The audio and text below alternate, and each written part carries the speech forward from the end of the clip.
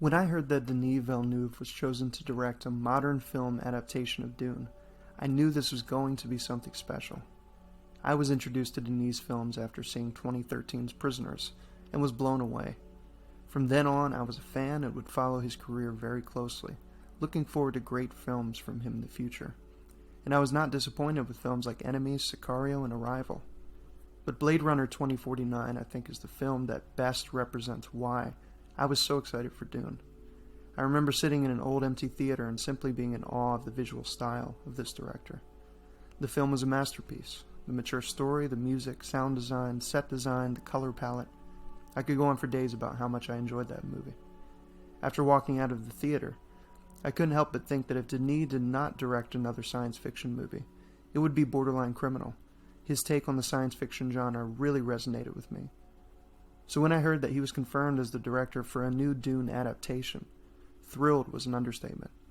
And then I saw it, and I left the IMAX theater with a huge grin on my face, absolutely buzzing at the film I had just seen. So without further ado, here are the 3 reasons why Dune is the best movie of 2021.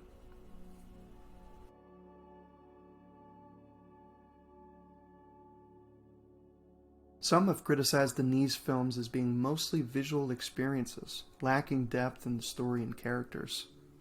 Now, I don't agree with that criticism at all, but even if one does hold that view, I think you could agree that his films, specifically Blade Runner 2049 and Dune, are visual masterpieces. Greg Fraser helms the cinematography for Dune, and what can I say? He outdid himself. Seeing this in IMAX was one of the best movie experiences I have ever had. There are shots in this film with such an immense sense of scale that you could almost believe they were filming real events. Even though the landscape of Arrakis is extremely harsh and rugged, it's filmed with a sense of beauty that few films have achieved. When Peter Jackson filmed The Lord of the Rings, he encouraged his team to treat it not as if they were filming a fantasy movie, but as if they were depicting historical events that really took place in space and time. I can only assume they had a similar mentality when it comes to the visual language of Dune. The team also spared no expense in the special effects department. In an industry packed with top-notch effects, Dune still stands out as one of the best-looking films of all time.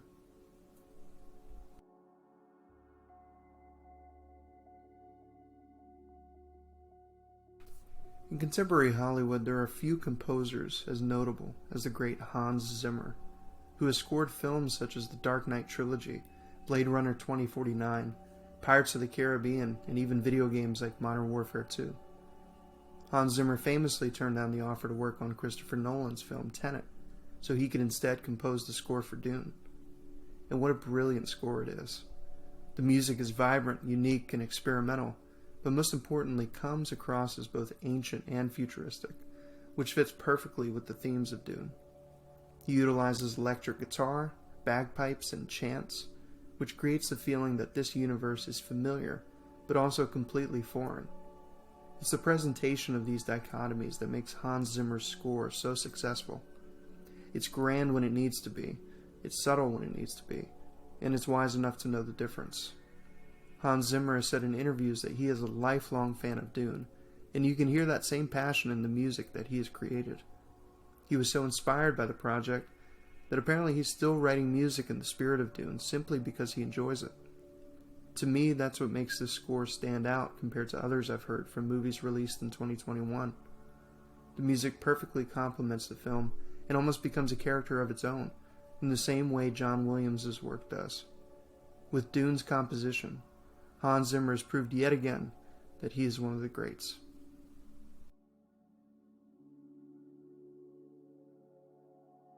One of, if not the greatest challenge of a Dune adaptation is the fact that the source material is so dense. There are pages of vital exposition, as well as characters' internal monologues that make transferring Dune to film an enormous challenge, as David Lynch discovered back in 1984.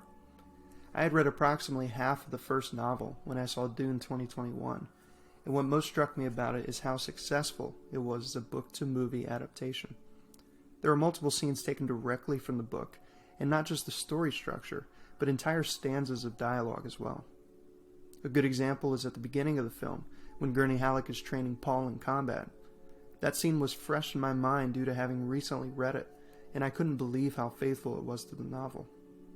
Denis Villeneuve has clearly read Dune many times and has an undeniable grasp on not only the central themes of the story, but also the fact that Frank Herbert's work is to be respected and honored for the masterpiece that it is.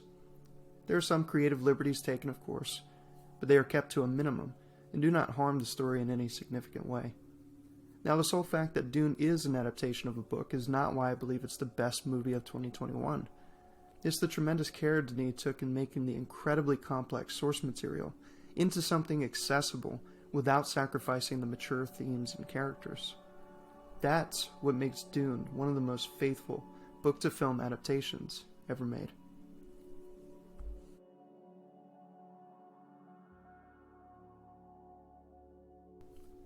So those are 3 reasons why Dune is the best movie of 2021.